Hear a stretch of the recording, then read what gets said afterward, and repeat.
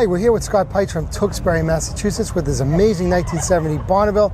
Scott, I walked up, I said, oh, nice ragtop Bonneville and nice shape. Then I looked under the hood and went, there's a story with this car. And then there was a story and then there was a story. Yeah, there's a couple stories here. Okay, so the normal question is, how long have you had this car? You've had this car your whole life. Well, so Dad... Well, it's been in your family. Exactly. Yeah. It's basically a one-family car. This came home with Dad in 1970. Yep. This is the car I grew up in. Yep. So when I was born in 73, I actually came home from the hospital in this very car. Grew up in the back seat. Spent many fun family vacations and weekends cruising with the top down in this vehicle. Yep. Dad put this car away in the 80s. He actually gave it to me in 2003. This was a 30th birthday present. Nice. Yeah. Happy birthday. Yeah. And of course, it was very special for your dad. This was his first brand new car, you said? Yeah, absolutely. And he was happy to see me take care of it. I never got to drive it as a kid. Right. It actually went away before I had my driver's license. So when I got this for my 30th birthday, that was something special. I was like a little kid. And brought it home in 2003 to my place, and I've been wrenching on it ever since. That's amazing. So notice, folks, came home from the hospital in a convertible. You don't see that much anymore today, right? No, not at all, not at all. And I'll tell you, my mom actually drove this car a lot when we were growing up. Right. And the story she tells about people chasing her down, flagging her down because they loved the car. Mm-hmm. She wasn't quite the gearhead that Dad was. To her it was just, this is the car I'm driving. Yeah. This is just what we drive around in. But the further into the early 80s it got, the more interested people were in seeing this car still out on the road. Sure, especially because convertibles weren't even a thing anymore in America by absolutely, then. Absolutely. What is going on under this hood? I looked under here and go, yeah, this does not look original. So there's a lot of folks doing LS swaps these days into cars, and I'm a fuel injection guy. I love to fuel inject everything. I love the reliability. I love the drivability. Sure. But this had to stay a Pontiac. And what you've got here fundamentally is still the original 455 that came in this car from the factory.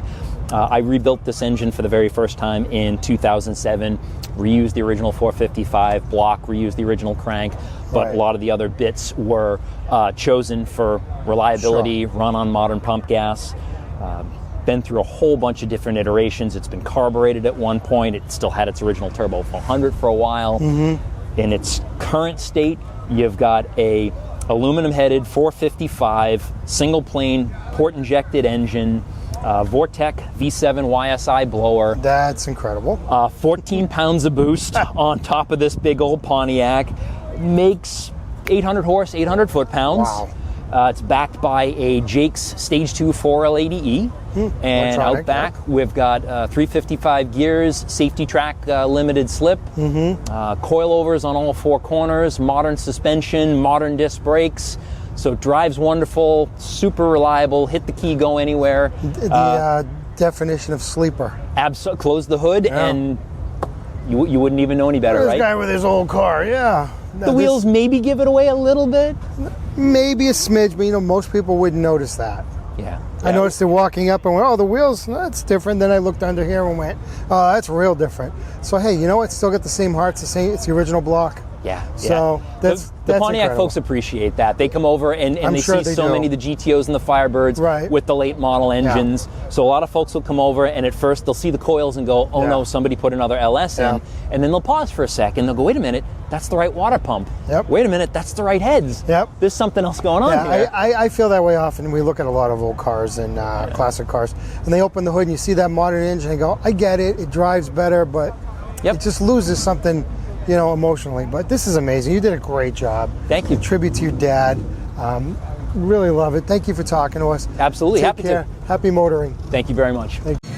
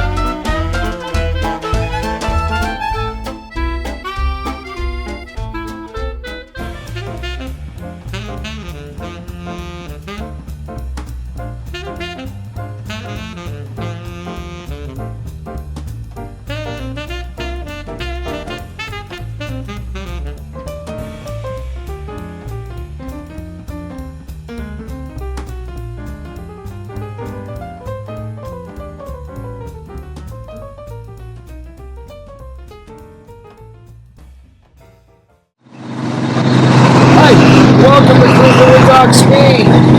We're cruising along here with the 67 GS, zooming down the highway.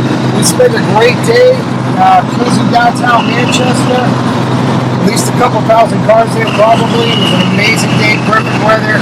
So many people, so many families coming out to see the cars. Everybody had a great time. So I hope you enjoyed this episode. Please like and subscribe. If there's anything you would like to know, if you'd like to leave a comment, please do so down below, and I'll get back to you quickly.